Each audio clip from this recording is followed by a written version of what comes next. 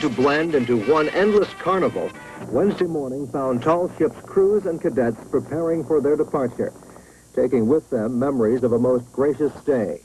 Their Cape Breton hosts lined the shores of Sydney Harbor for miles and miles. All vantage points appeared to be occupied, cameras and binoculars in abundance. Around 9 o'clock, under a blue morning sky, the tall ship flotilla began falling in formation, led by Nova Scotia's own Bluenose II. The massive Class A's started leaving Sydport, followed by smaller ships as they moved up the harbor. As they neared the harbor mouth, they began sporting their sails. Over 24 ships, including Cape Breton's own Sakra Bria, provided a performance not soon to be repeated. Just an excellent display. Terrific happening for the city and all of the Cape Breton area. Just a beautiful, majestic display, as it's been so aptly described. Very much. We've been here since about 8:30, and it was well worth it. Very happy. It's beautiful. It's fantastic. Okay. Really, really nice. The things, if you had to describe them to somebody, what would you say? Wicked awesome. Slowly the ships made their way out of the harbor to the starting line of their transatlantic race and trip home. As for any port city, the ships are a scene of history, inspiration from an era of toil and oak.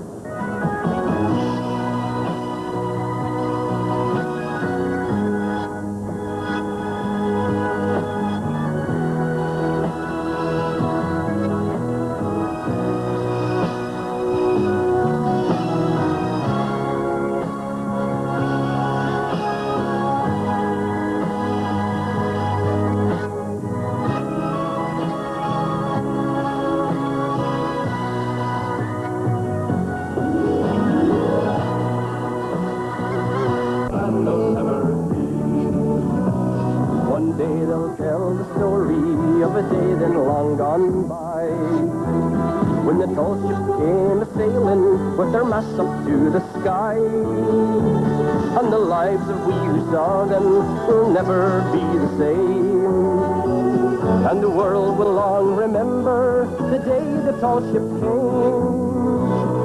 When ever and catch, bring in yawl, from far off corners of the world they lift their force of call.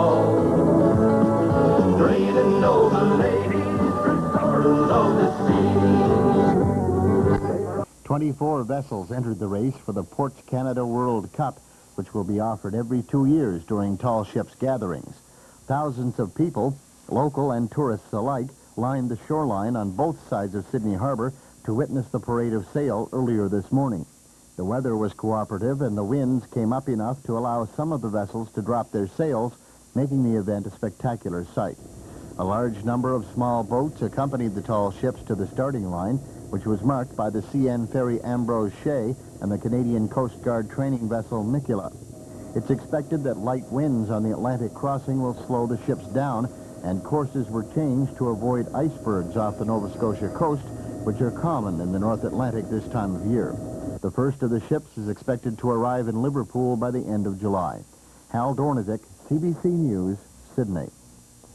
Before they weighed anchor, the crewmen from the tall ships had a chance to whoop it up, Cape Breton style. Last night it was party time at the Canadian Coast Guard College in Westmount. Jeff Davies reports. They always say Cape Bretoners like to go to a party, and last night they showed they could put on a pretty good bash as well. This time, CN Marine did the work. There was plenty of food on the barbecue, lots of music and beer in the Oompah tent, and in the courtyard, an opportunity for mixing with an international crowd. This was Cape Breton's way of saying farewell to the hundreds of crew members from the tall ships. If there was a touch of sadness, it was because a very successful visit was coming to an end. There were rave reviews from 2 young British sailors. Oh, it's been great. The people are so friendly. It's people are unbelievable. Never met anything like it, really. It's really amazing. So lots of good memories to take home. That's right. I mean, just look around you. It's really great. This is unbelievable. I've never been anything like it, really. The sailors, of course, weren't the only ones there. Once you added on the escorts, guests, public officials, and anyone else who managed to get in, the seamen may well have been outnumbered. So the beer and the conversation flowed, the food was devoured, the band played, and everybody had themselves a pretty good time. If the sailors seem to be trying particularly hard to amuse themselves, it might have been because... When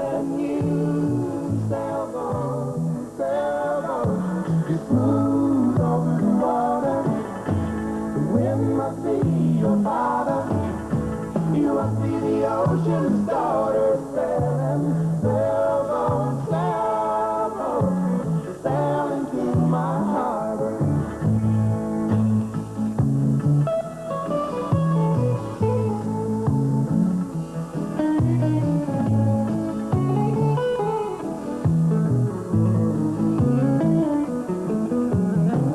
Dancing over the horizon, you can hear the shanty wailing to the heaving of the men.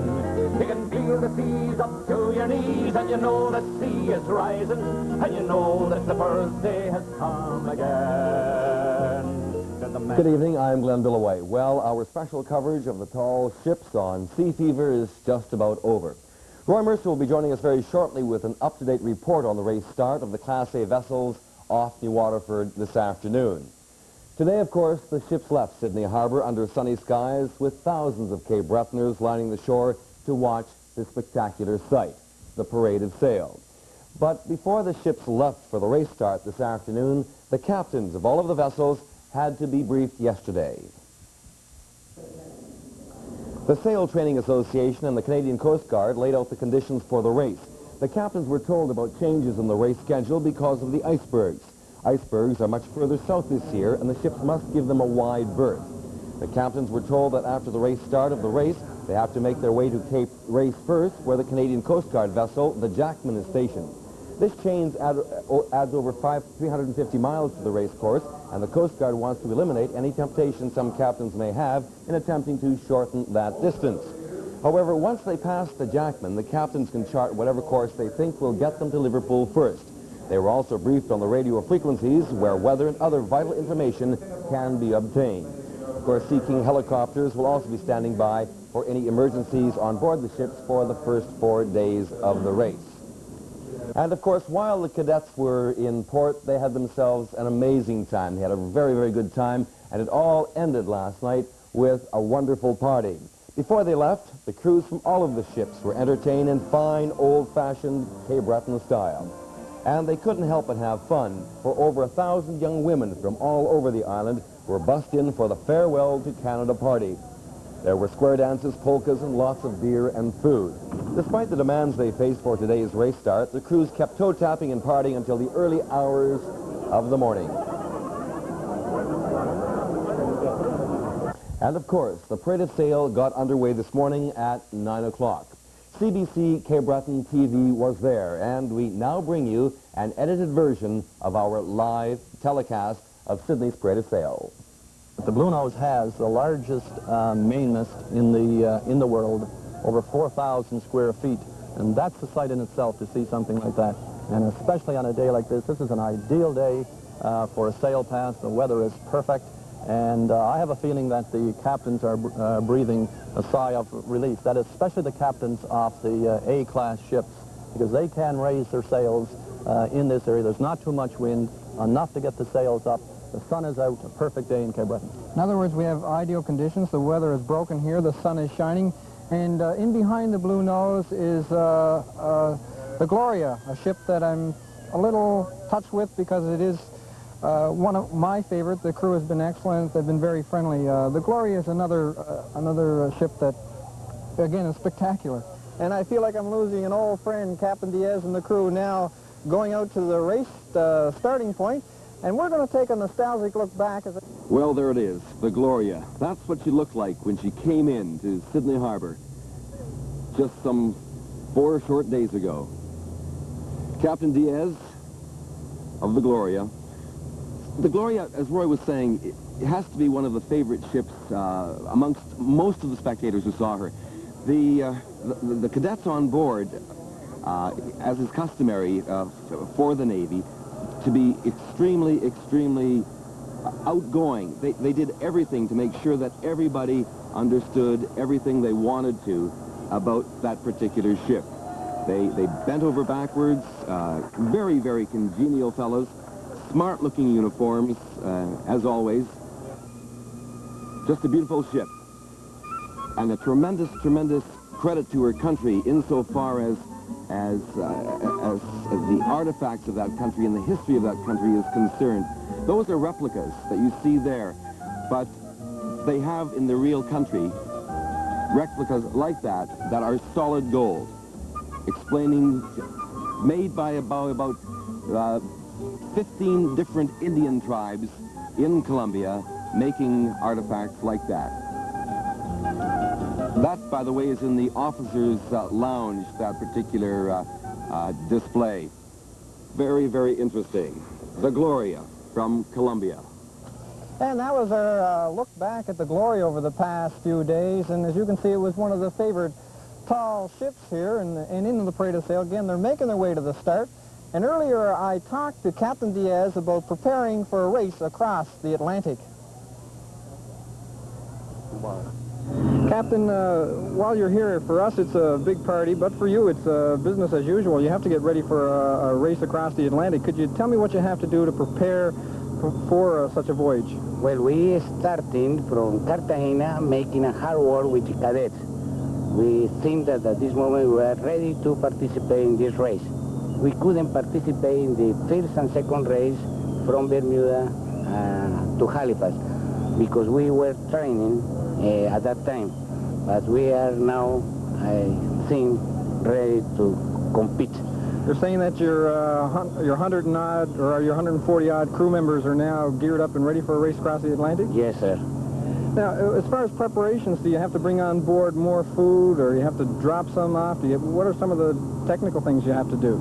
Well, we don't have problems because we have stores almost for 60 days. But in any port we will renewing all perishable items. But our main purpose is the training of the cadets, and we think we are ready to participate in that race. It must require a lot of cooperation to get all these young people to work together to achieve a goal, whether it's putting up the sails or whatever. Yes, they are all are ready, and at this moment they are working, joining the same form. They have been training during this period of time, and they now can do everything very well. So what are your objectives now, between now and Liverpool? Well, we will do our best in order to try to succeed in this event. This has also got to be a photographer's dream, and now just going across the saluting station is the Dermo Gigi, which is a relatively new tall ship. Yeah, I think the Dermo Gigi is only a couple of years old, and she's one of the large ships as well, 310 feet long, and she is used as well as all the rest of the ships for sail training with cadets. She's an exciting ship as well. Over the last couple of days, we did have a chance to go aboard the Dermo Gigi, and now we're going to go back to Glenn, who's going to take another look back at the Dermo Gigi.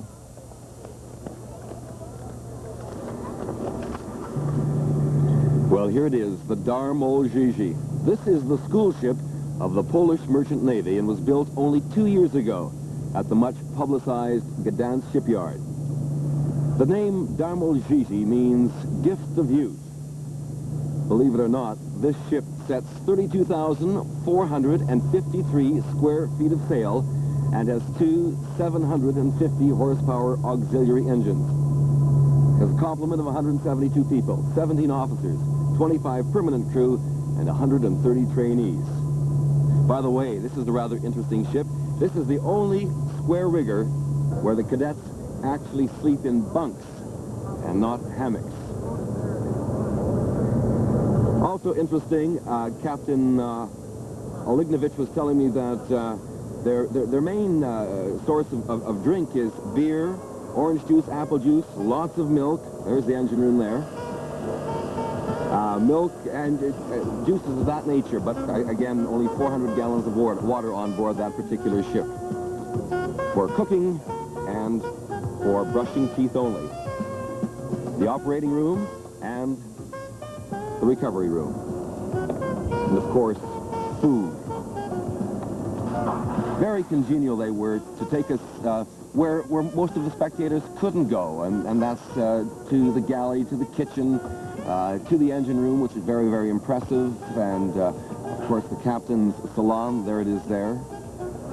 So for those of you who saw the Darmozhizhi, the windows at the back, that's what's beyond those windows, that lounge there for Captain Tedious Olignovich and his invited guests.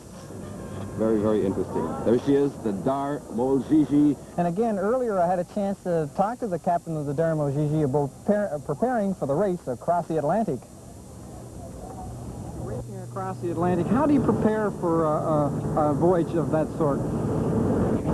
This is a very difficult question. Not first already in Canada.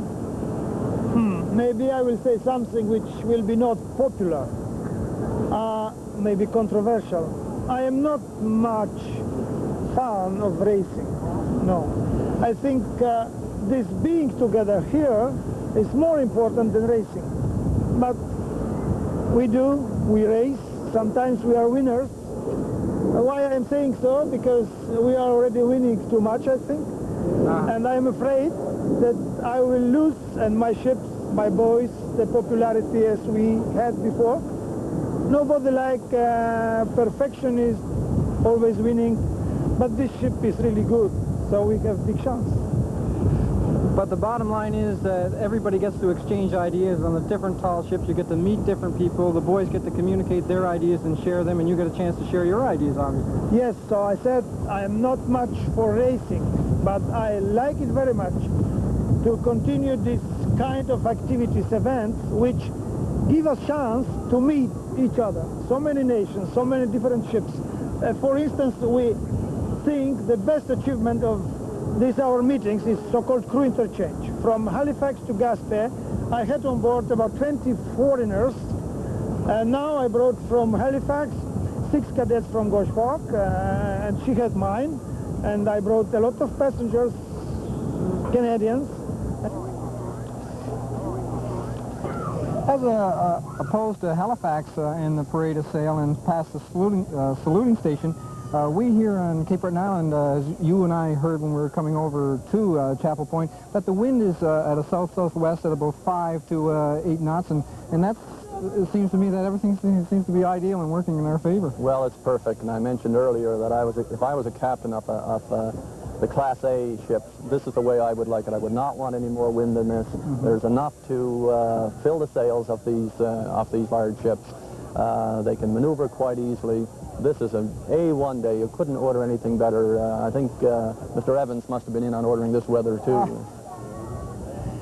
The Kruzenshtern is now coming into full view, and this USSR tall ship attracted a lot of attention and a lot of tourists and was a big hit with everyone. Of course, the largest tall ship in the world. Maybe you can tell us a bit about the Kruzenshtern and your feelings about it.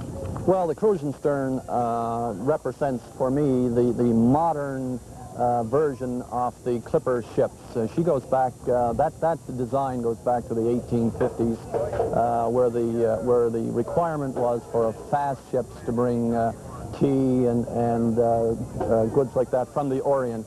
So they designed a number of these ships. She looks like those, with the sharp bow entering the water and the flared bow higher out of the water, so that when it's a reasonably fine day, she will clip through the water at a faster speed.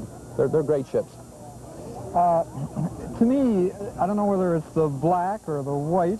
It seems sort of mystic, or the Jolly Roger, the pirate ship, I don't know what, but there's just something that attracted people. Yeah, okay, it's the white line with the black squares in them, and this sort of from a distance looks like she's one of the old warships, and you expect to see cannons and all of that sort of thing. I think that's one of the attractions of the Kruzenshtern.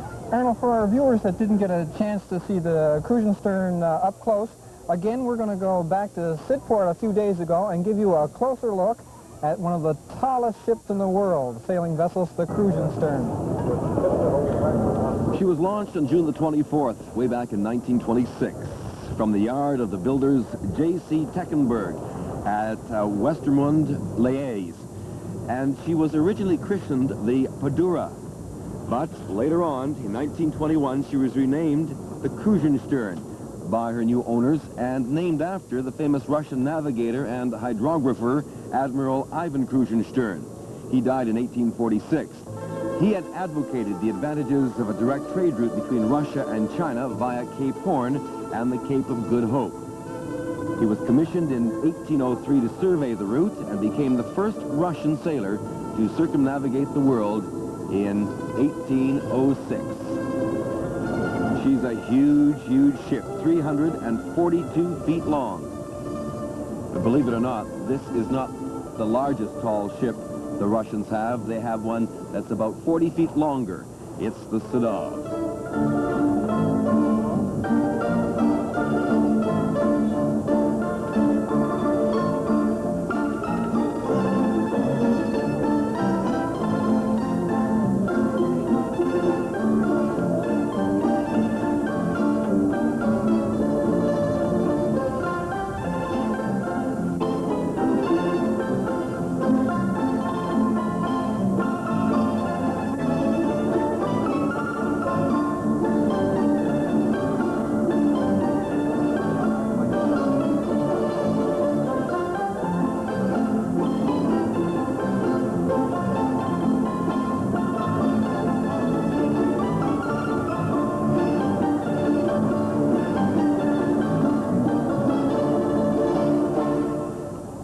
We had an opportunity to talk to the captain of the Kruzenshtern.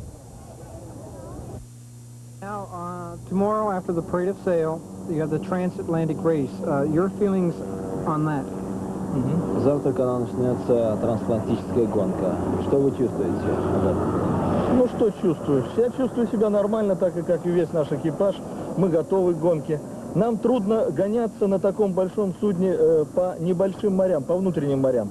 Скажем, как Балтийское, Северное море, когда операции парус осуществляется. Что касается океанских гонок, то здесь нам, конечно, проще, и мы, в общем-то, рассчитываем на победу. When in Cape Breton, as everywhere else, we feel the same feeling as the seamen feel everywhere at sea and at seaport, but particular coming closer to race across Atlantic, we should say that while crossing it, we'll draw more winds than anybody else, and we consider we are winners already standing even here. Ну, хотя нужно сказать, что вообще-то гонки парусных судов, ассоциации учебных парусных судов, они спортивных целей не преследуют. Не преследуют. Нам важно пройти участок, скажем, вот через океан под парусами, чтобы кадеты почувствовали, что такое плавание под парусами. Ну, поскольку это гонка, значит, за победу мы тоже будем бороться. And the objective of this transatlantic race is not only to compete each other, as in sports or anywhere else, but to train cadets, and for that better we are more ready for anything else, and this is our objective. And there you have the captain of the Kruzenshtern, and now in your picture is just a spectacular sight and Arnold. As you can see on our monitor here, it is filling the screen. And now the Sagres II is now past the saluting station, and earlier I had a chance to speak with the captain of the Sagres II. Start of a race across the Atlantic. Is there a lot of preparation on your part and on the crew's part for something like that? Oh yeah. We are training. Since just the day we set from Portugal, because it's a race. It's very important, difficult, because we have not each minute, but we have lots of things to do here. To change when the wind change. And it's very hard, and I don't know, between 15 and 12 and 20 days, we don't know, it depends on the wind, but it's very hard. We have lots of work here, and we are preparing this, just training the cadets and the sailors since Lisbon, just maneuvering, preparing the sails and working hard. So this in terms of work of the ship, but we are also studying, charts, the winds, and we have the STA, Sailing Training Association. They are helping us just all information. We need icebergs, meteorologic information and all support, giving us all support, all information we need just to make this Atlantic race. So this is, we keep a family. Everybody has a job, responsibility, but this is a family. We live in a good family. We are brothers. So the calm weather, the bad weather, it sort of brings everybody together. Oh yeah, especially the bad weather, because we received a storm when Le Marquez sank from just 3 days before our arrival to Halifax, and it's very storm. It's a very big storm, but everybody knows what have to do and the job, the work, the responsibility. And it works. It happens the same in last year in Mexico and Acapulco. There was a hurricane. Just very difficult too. But the people, everybody knows.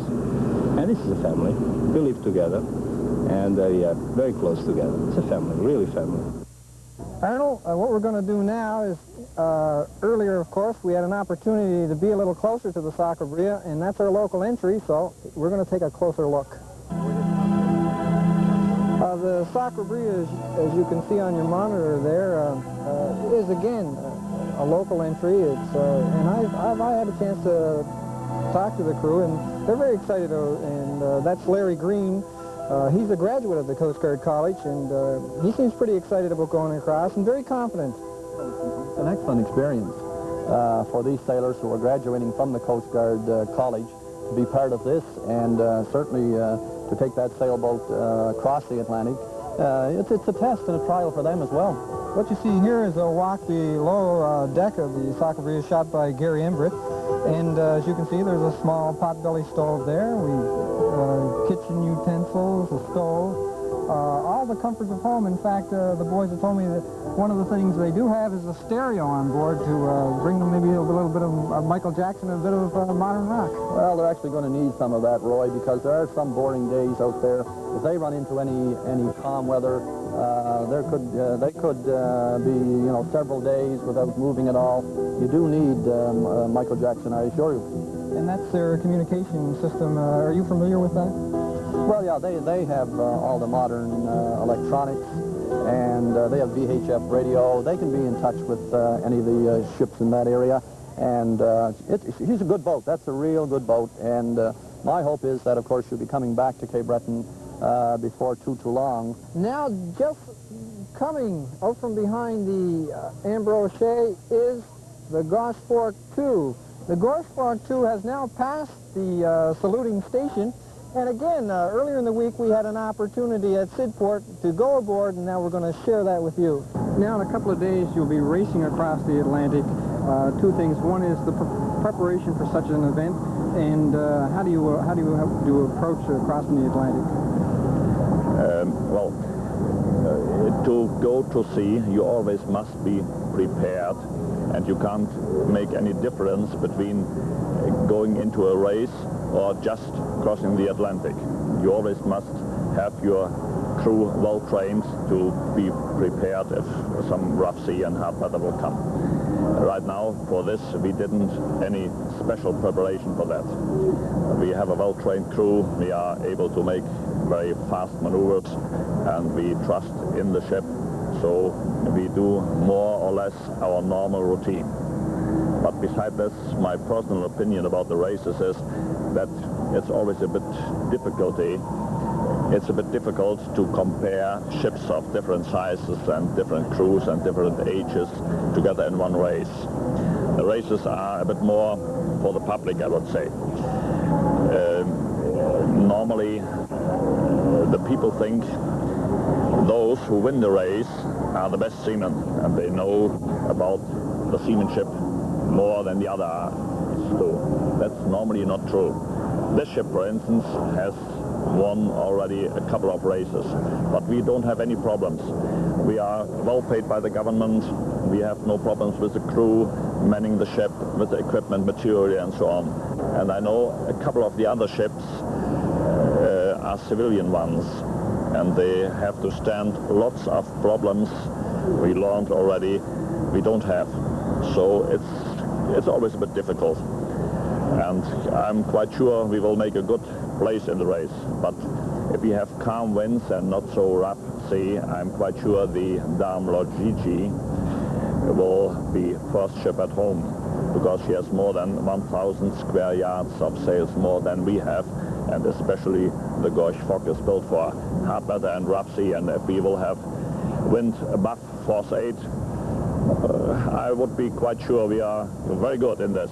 But in July over the Atlantic we will have normal weather conditions, and so I hope the Dame Logigi will do it.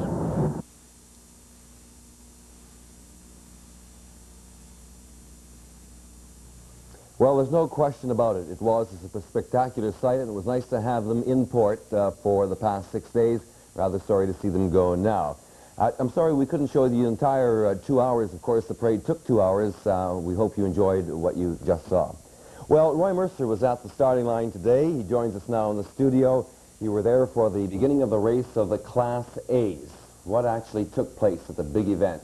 Well, Glenn, what you're going to see now, here comes the shot of the Mikula, and in a moment you'll see the cannon firing, and it was just a loud blast. We were just close, as close could be, and it was pretty devastating. And then what you see here is the Class A ships who did cross the starting line, and I might add that it was very difficult because of the distance between the starting line. It was 1.8 miles between the Mikula and the Ambrose, who was the other starter. Now what you have in the mist here is the Kruzenshtern, and I said to Frank King, our cameraman, I couldn't believe how 342 feet of sailing vessel could disappear so fast. That thing went into a bank of fog and we couldn't see a thing. And I checked with the Coast Guard, and the first one to actually cross the starting line first was the Gorge II, the West German vessel, followed by the Darmo Gigi. And here again you see the Kruzenshtern, and it is such a spectacular sight seeing them in full sail. And it was very, very, very, very busy out there. And anybody who did get an opportunity to go out and mill around there and see that, it was spectacular. Okay, Roy, thank you very much. Well, tomorrow on Sea Fever, we'll be bringing you an overview of the tall ship's visits from the time they arrived till the time they left. That's Sea Fever for this evening. Have a pleasant evening, and good night.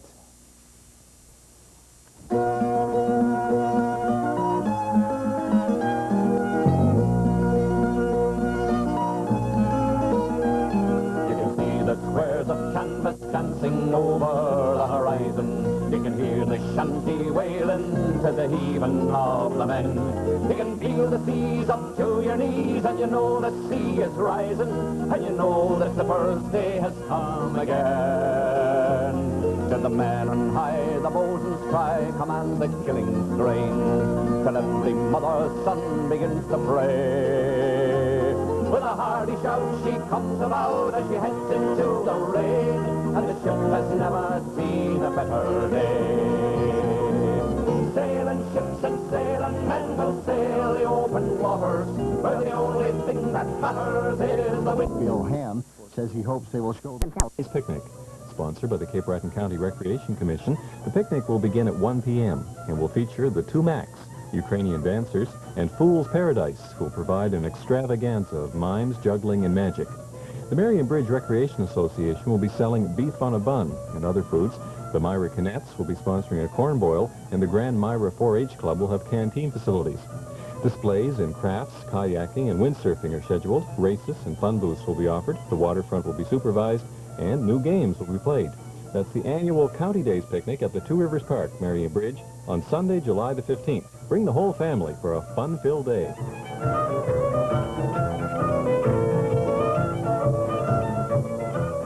CBC Cape Breton Television.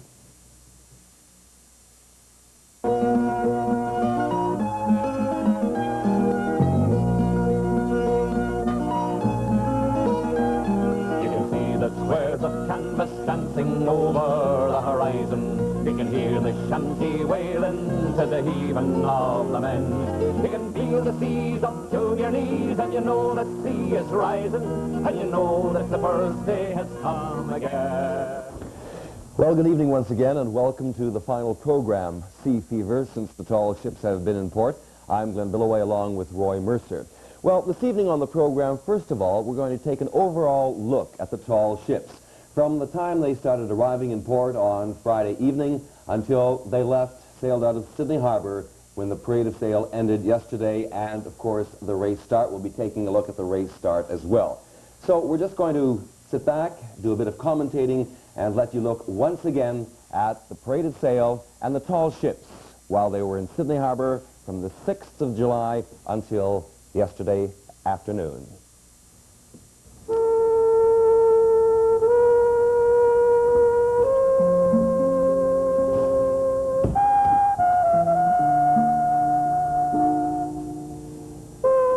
Well, this is when they first docked at Sidport, and for all the early visitors, this was an opportunity, as you can see in the pictures here. It was actually a good time to go and visit or watch them dock because it was pretty quiet, and the sailors, as you can see, are in a little more relaxed mood when there's not as many people around.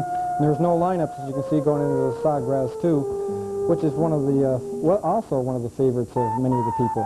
Yeah. It was built in Hamburg, 5 ships built exactly out of that design, the Sagres II, the Gorge Fock, the U.S. Eagle, which was in town prior to the arrival of the tall ships, the Tavarj from Russia, which of course wasn't here, and the Mercy from Romania. It didn't come as well. But there were 5 built exactly alike. Everybody had a good time. There's a good shot of the people enjoying themselves on the other side, and that is the German Gorge Fock that was in the background there.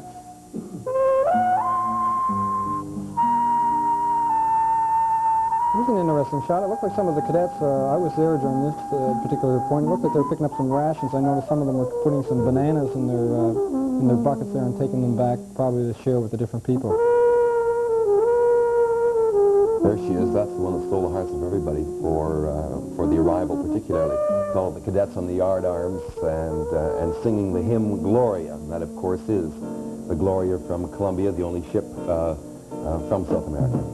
And Captain Diaz and his crew, this is actually my favorite, and I think Auguste Warren, the counselor out in Lewisburg, who was the liaison officer. And he seemed to be very polite, and everybody seemed to enjoy themselves, as you can see, a very lively-looking crew bunch there. Mm-hmm. This ship has traveled up to 30,000 sea miles each year. That's usually what it does. There's the figurehead there, Gloria. And the ship can remain at sea for 60 days without replenishing her supplies. That's the tug that's just steering. No, that's the Darmojiji, isn't it? Many of them had to be assisted in by tugs, as a lot of people know, because of the overall length, they have to do that. Here's a good shot of one of the Coast Guard vessels that were used during the stay here at Sidport. That's one of 2 that the Coast Guard College uses as a training vessel for sail.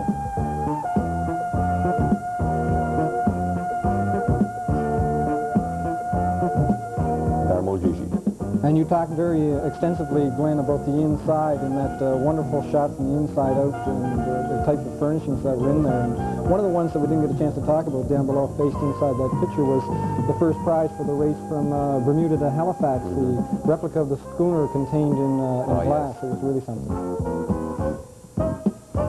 And as you can see, there were tugs, there were boats, there were clowns, there was everybody. It was very much a carnival atmosphere, and I enjoyed that part of it. That's a novel idea there, selling fruit. And we were talking with him when we went for lunch one day. Actually, he did extremely well. Yeah, he didn't do very well the first day. That was Stevie Bathison, but he explained later on that maybe he just overbought. And here it is. The last of the tall ships to arrive at Sidport was the USSR Kruzenshtern, one of the largest sailing vessels in the world. And there are the cadets up on the yardarms and being brought aside by one of the tugs. 342 feet long she is. Here's a spectacular air view that Gary Imbert and Kenny McDonald and myself were able to pick up by hitchhiking aboard a helicopter. And we managed to get some really great shots. The people from Trans Maritime Helicopter out of Fredericton were very good people to allow us to make 3 or 4 passes so Gary could get these excellent shots. Of course, that's the Darmojiji in the front there. Over on the side there, that's the Gorge Fock II. Pointed in the other direction. Right, and there's the Gloria. Good aerial shot of the Gloria. Of course, let's not forget the beer tent. The beer tent as well. Oh, it's telling me there he went through 1,000 cases of tube wars. That wouldn't surprise me. That's probably part of the Cape Breton tradition and also the carnival atmosphere. Again, these shots are just spectacular.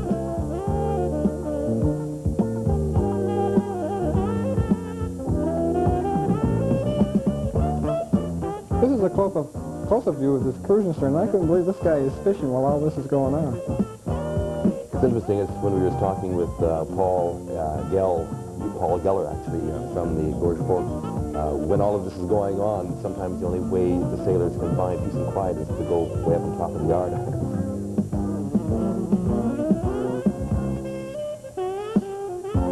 As you can see, everybody, this seemed to be the most popular. I don't know whether the Kruzenshtern because it was from Russia or because it was one of the largest. There were lineups right back up the side of Sidport. Look, there it is there. And that says something that people are affected by the massive size of the sailing vessel. There was some disappointment as well. She didn't stay open that often. She was closed one afternoon, and people were lining up, and then we were told that, in fact, she wouldn't be open in the afternoon. Nobody is quite sure what the reason for that was. And there you are, of course, talking to all the captains. We talked about, they had some very interesting comments about racing and about sailing, and I found it very much... That's all the pennants from the C-class vessels, and this was the final day. This was Tuesday when they were all madly preparing for the big race. It was really difficult for us to talk to anybody. They just didn't have any time. They were all getting set. And that was a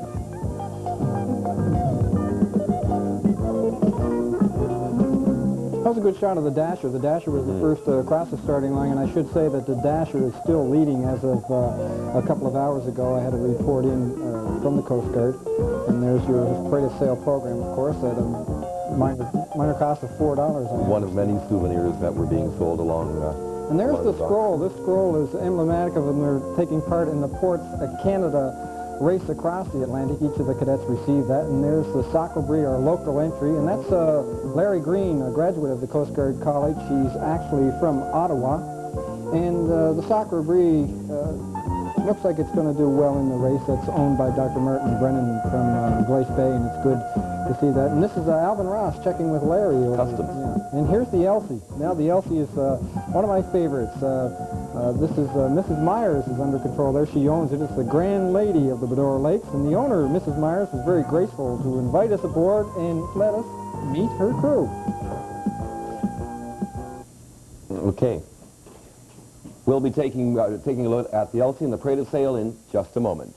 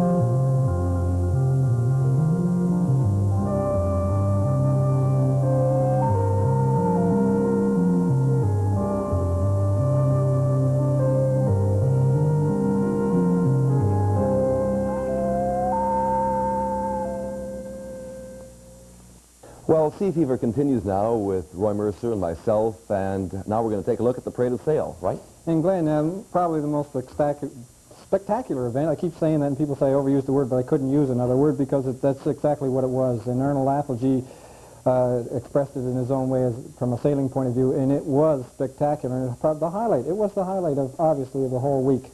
Okay, we're going to show you now what lasted about 2 hours and 15 minutes, the parade of sail out of Sydney Harbor, and we have 6 minutes for you.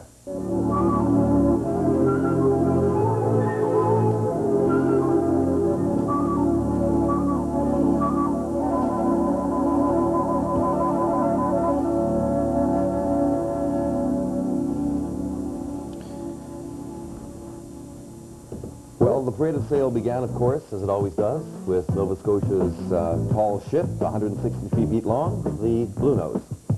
And that was followed, Glenn, by the Gloria was the first one past the saluting station. Of course, that was the Skeena. And again, I think it left behind a few sad people to see the Gloria pass that saluting station first. I was sort of hoping they would maybe save that for the last because it was my favorite. The location point, by the way, was down in Chapel Point in Sydney Mines, and we had what I thought was maybe one of the best views. Well, the figures aren't in yet. It's been estimated that well over 100,000 people visited the tall ships at Sydport and watched the pretty sail. Those figures are still being compiled. Glenn, here's a tall ship that you had an opportunity to go aboard, the Durham-Ojiji. Yes, we were very fortunate to go down below, see the engine room and the person who mans the panels, the engine panels, and also down below to the captain's salon and the galley, just the entire ship. And there was a shot of just a bit of the crowd that was over at Chapel Point, and we could look across the harbor, and I understand the South Bar was like that. The traffic was backed up to Ashby in one direction, and I imagine backed up to downtown New Waterford in the other direction. I could only see down around Lowell Point. And as you can see, there are some really great camera shots in all this. It's interesting, the captains of all the sailing vessels that were at Sydport really enjoyed the captain's dinner that was put on for them at the Fortress of Louisbourg. They all said it was probably one of the best captain's dinners that they ever had in their experience. What we're seeing here is way off into the distance, the Kruzenshtern, making its way around the South Bar area at the bar itself and making its way to the saluting station. And even from the distance we were at, you can tell that is a massive piece of equipment. She didn't put her square sails down as she did in Halifax when she sailed at the Sydney Harbor. That was somewhat of a disappointment, but nevertheless still a spectacular view.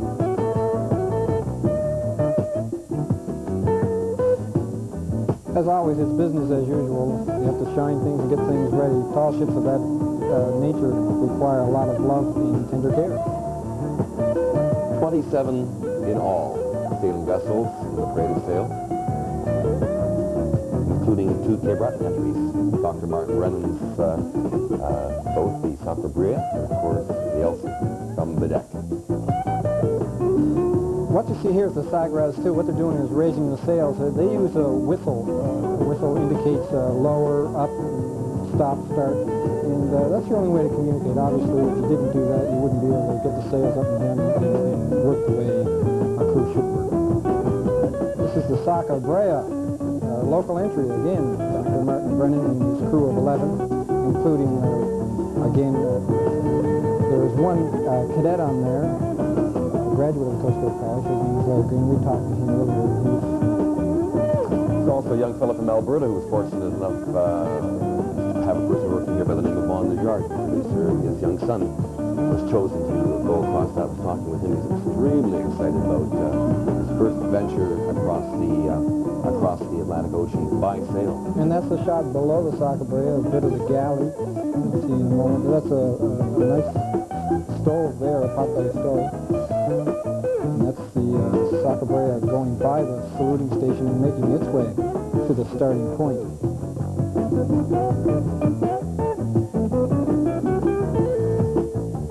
I mentioned a while ago, Roy, that the captains really enjoyed the dinner at the Fortress of Louisbourg. Likewise, all of the cadets and first officers said that the farewell to Canada party on Tuesday night was the best they had ever been to. And it's no wonder they were still straggling back to the ships around 8 o'clock in the morning before the parade of sail. That's your location. That's where you were. At Chapel Point. And again, everybody who had a camera, any sorts, you name it. 35s, 110, Instamats, Kodamats, discs, you name it. VCRs, zoom lens, they were all there. And I don't blame them. It's a once-in-a-lifetime type of thing. The Gorge Hawk. She was probably the prettiest to sail out of the harbor. She set her square sails right at Sydport, and then her staysails came up a little later on.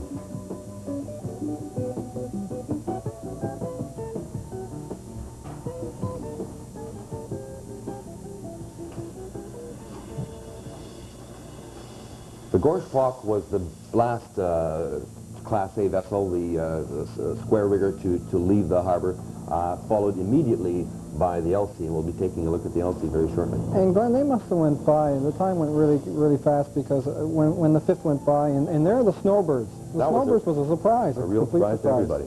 And it added a lot to what was happening. And there's the Elsie. The Elsie, of course, like I've told you, is the Grand Lady of the Badore Lakes, built in 1917 in Bedeque by Alexander Graham Bell, and it's also the host ship for Cape Breton Island. And we had an opportunity to board it, and as you'll see in a moment, Mrs. Myers, the owner, had a chance to introduce her complete crew, and as you'll see, they're basically all related except for one cadet.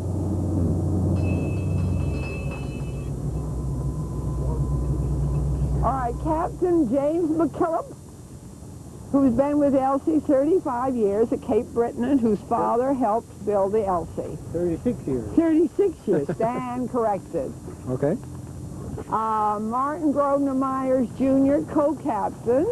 My grandson, a 5th generation, or is it 6th generation? My granddaughter, Amanda Myers, another 6th generation, a member of the crew.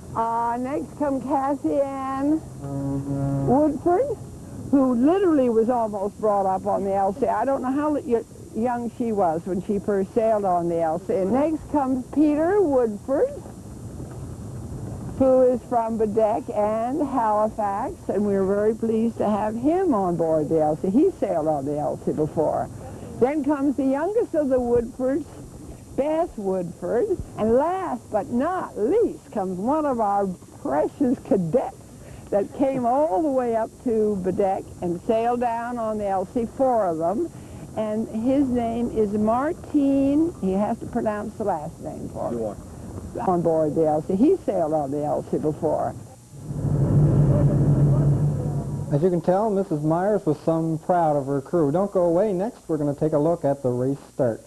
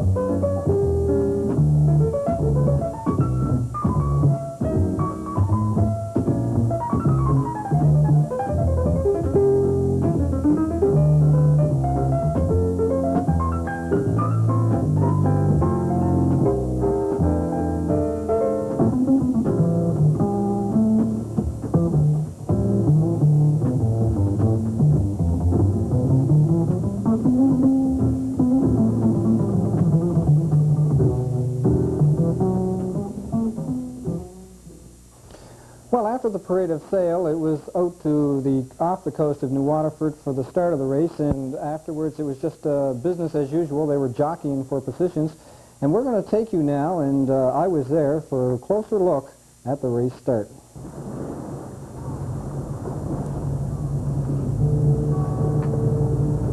This is the start right now. That is the Micula. And what you can see in the background there is the Kruzenshtern, and as I've said, I never saw such a large vessel disappear in a bank of fog so fast.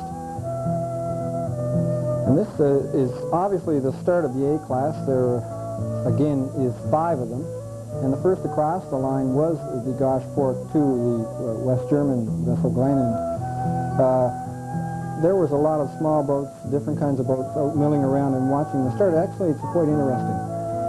Incidentally, Roy, at that race start, there seems to be some confusion about that race start. Contrary to reports in the Halifax Herald today, the Sagres II, the Darmojiji, Kruzenshtern, and Gorge Falk did not cross the starting line well ahead of schedule.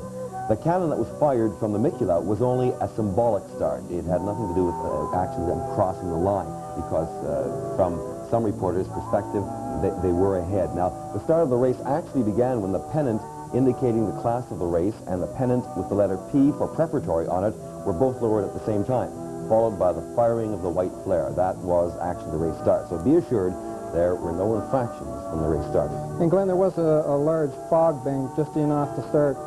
Again, I don't know the distance because of the horizon, but they did disappear. And there's the Kruzenshtern. The Kruzenshtern just looks magnificent under full sail, and as Arnold Lafferty said, if you saw that coming around by Louisburg in the 1800s, you'd probably go hide. And the Maltese cross of the Sagres II, and I should say that of all the things that do happen, the start under seeing these things out in the, to me, it was the middle of nowhere. The coordinates were 36 degrees and 19 minutes, and to see them under full sail and starting the race, it was really something. And there were a lot of people. There were a lot of people out there, more than I thought would be, out off the water of coast of Waterford, that distance to see something of this nature. The captains were complaining about the wind, or I should say the lack of wind, but it was knots there 10 to 15 miles, or wind 10 to 15 knots. It's still filling the sails there pretty well. Some of the lower square sails aren't really... There's a good shot of the Kruzenshtern just before she disappeared into the fog, and I can tell you that particular sailing vessel disappeared just like you would see a Volkswagen going through the Lincoln Tunnel in Boston. It just completely disappeared so fast I couldn't believe it.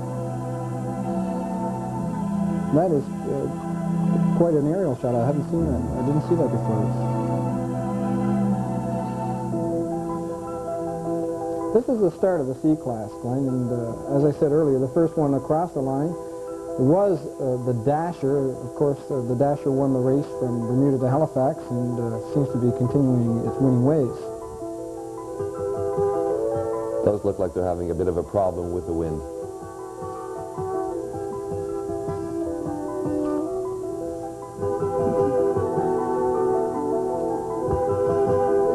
Class Cs, I should say, Glenn, are divided into two groups. There's the Cs and the C1s. And we had a bit of a problem when we were shooting this. We were looking for a home entry, and there it is now, the Sakra Bria. We were at the Micula. Now, the Sakra Bria was at the other end of the starting line, and the length of that is 1.8 miles. So we traveled down and picked up the Sakra Bria. It had crossed the starting line and is now under full sail with the cadets, as you'll see in just a moment. We'll get a little closer shot of the Sakra Bria. And that is quite a nice little piece of machinery, too, as you can see. A lot of wind in her sails. Doesn't seem to be having any difficulty at all.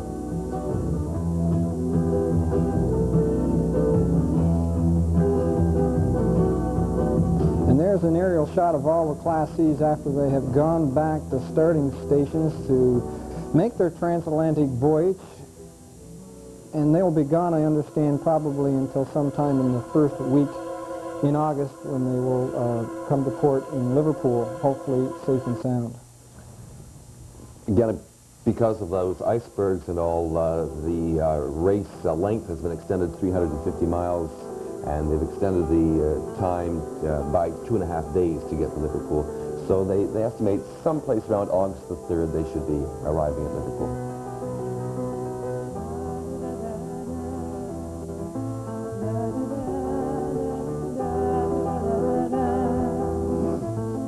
And one of the comments was after they get rid of the oil rigs and the icebergs, they're going to run into some problems with wind, so it looks like they may be sitting in that coordinates for maybe a day or so. Apparently July is kind of a bad month out in the Atlantic. It's not extremely windy out there, so there may be a bit of problems there.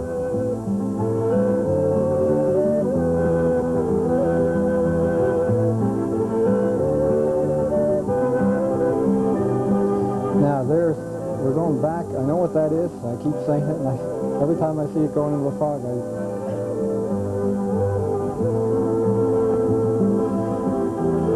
of course, I'm talking about the Kruzenshtern. Glenn, I should say that the whole idea of racing across the Atlantic was the brainchild of Ian Stott, and I had a chance to chat with him and the port's captain from Liverpool, Kenneth Lewis. And what we're going to do before we go to that chat, I'd like to have you look at what they'll be racing for, and what it is called is the World Canada Cup, or World Canada Cup, the World Cup, Ports Canada Cup. and it was quite a sight to see. It was the original design was by Ian Stott, and it's going to be coming up in probably just a moment. Again, I was chatting with, and I might add that Kenneth Lewis flew over just the other day, and he said he saw those icebergs, and he said they are large, and they're going to run into the kind of problems we talked about. I guess they have quite an event planned for Liverpool once they all get there.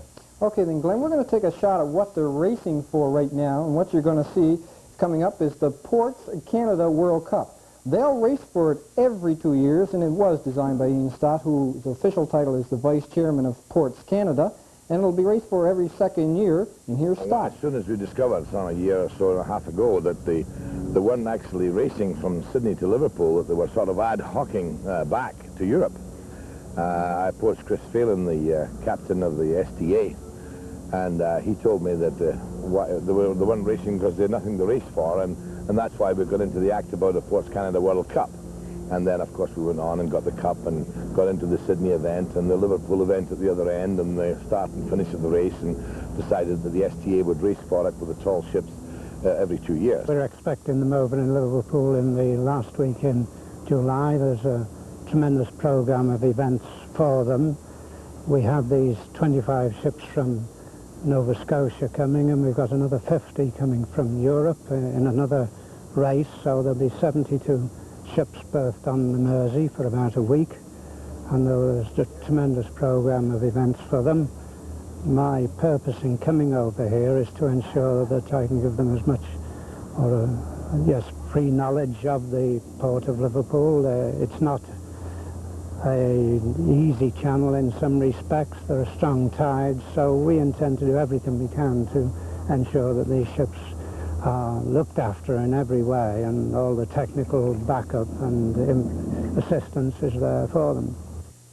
And that was Kenneth Lewis, who is the port's captain in Liverpool, and he'll be receiving again the tall ships in the C classes, looks like the first week in August. And Glenn, before we leave tonight, we should give a hats off to Michel Dubois, who did just an excellent job over the past week or so, busily editing some of the stuff and the music. It was really nice. Roy, also, apart from a lot of the business firms who contributed to the success of the tall ships, I think that a few organizations definitely have to be mentioned.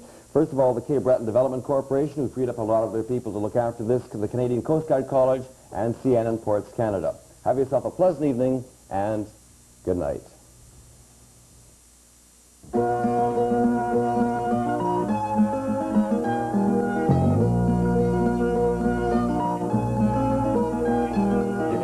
Squares of canvas dancing over the horizon. You can hear the shanty wailing to the heaving of the men.